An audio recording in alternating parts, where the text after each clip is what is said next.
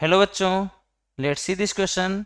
If a is x from defined from -2/5 to pi -2/5, b is y defined from -1 to 1, and f of x is equals to cos 5x plus 2, then the mapping fa to b is fa to b is option है यहाँ पर a 1 1 but not on 2, b option is on 2 but not 1 1, c option is both 1 1 and on 2, d option is neither 1 1 nor on 2. तो की concept की अगर बात करें तो यहाँ ऑप्शन में हम देख सकते हैं 1 1 की बात हो रही है. तो 1 1 क्या होता है? 1 1 फंक्शन होने के लिए यहाँ पर या तो वो फंक्शन कैसा हो, इंक्रीजिंग हो जाए या फिर डिक्रीजिंग हो जाए. तो इंक्रीजिंग डिक्रीजिंग देखने के लिए हम ग्राफ बना सकते हैं. ग्राफ से हम इजीली चेक कर सकते हैं इंक्रीजिंग है या डिक्रीजिंग है, राइट. अगर इंक्रीजिंग डिक्रीजिंग में होगा तो हम कहेंगे कि ये 1 1 होगा. ऑन टू होने के लिए कोडोमेन जो है वो रेंज के बराबर आनी चाहिए. रेंज कोडोमेन के बराबर आनी चाहिए. तो हम कहेंगे कि ये ऑन टू होगा. अगर रेंज कोडोमेन बराबर नहीं होगी तो वो ऑन टू नहीं होगा. कोडोमेन क्या होता है? अगर फंक्शन जो है ए से बी में डिफाइन है तो ये ए जो होता है ये तो मेरा डोमेन होता है और बी जो होता है मेरा कोडोमेन होता है. तो इस इंफॉर्मेशन की बिहाफ पर हम इस क्वेश्चन का सॉल्यूशन निकालेंगे. तो सॉल्यूशन की अगर बात की जाए तो यहाँ पर एफ ऑफ एक्स हमारे पास में है कोस 5x प्लस 2, और हमें जो x दे रखा है वो यहाँ पर -2/5 से लेकर पाई -2/5 तक दे रखा है.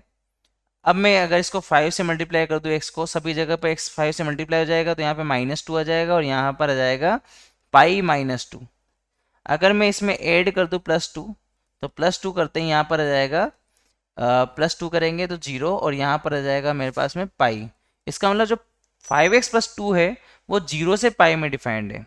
और कोस 0 से पाई में अगर ग्राफ बनाए तो जो कोस का ग्राफ आएगा 0 से पाई में, y is equal to cos x का जो ग्राफ आएगा 0 से पाई में, तो वो हमारे पास में आ जाएगा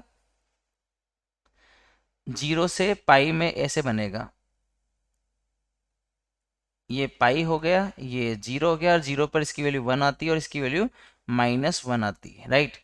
और 0 से पाई में अगर ग्राफ की बात करेंगे तो ग्राफ ऐसा बनेगा. ग्राफ को देखकर हम बता सकते हैं कि ग्राफ जो है वो कंप्लीटली डिक्रीजिंग फंक्शन है, क्योंकि यहाँ पर आप चेक कर सकते हो कि डिक्रीज हो रहा है, राइट. यहाँ पर ग्राफ जो है वो डिक्रीज हो रहा है, ठीक है. और दूसरी बात, यहाँ पर अगर इसकी रेंज की बात करें तो रेंज हमारे पास में आ रही है. यहाँ पर इसको देखकर हम बता सकते हैं -1 से 1 में, मैक्सिमम से मिनिमम, तो -1 से 1 में आ रही है रेंज. तो रेंज और कोडोमेन को चेक करते हैं. तो कोडोमेन यहाँ पर y की वैल्यू -1 से 1 दे रखी है. यहाँ पर कोडोमेन भी हमें क्या दे रखा है? -1 से 1 दे रखा है. तो यहाँ पर आप देख सकते हो कि पहली बात तो ये डिक्रीजिंग है यहाँ पर डिक्रीजिंग है. इट मीन्स यहाँ पर क्या बोल सकते हैं अपन? डिक्रीजिंग है, इसका मतलब ये 1 1 है. 1 1 तो है और साथ के साथ की रेंज और कोडोमेन बराबर है. तो हम यहाँ से ये कमेंट भी कर सकते हैं कि ये ऑन टू भी है. तो अगर 1 1 है, ऑन टू है, ऑप्शन चेक कर लेते हैं. जो भी ऑप्शन रहेगा 1 1 ऑन टू दोनों शो कर रहा होगा वही फाइनल आंसर हो जाएगा.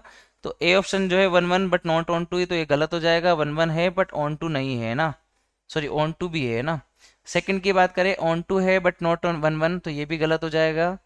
Both 1 1 and on two, C option जो है यहाँ पर करेक्ट हो जाएगा. बोथ 1 1 एंड ऑन टू जो है वो यहाँ पर करेक्ट हो जाएगा. डी ऑप्शन की बात करें तो नाइदर 1 1 और नॉट ऑन टू, ये गलत हो जाएगा. तो सी ऑप्शन हमारे पास में फाइनल आंसर होगा. I hope you understood well. Best of luck.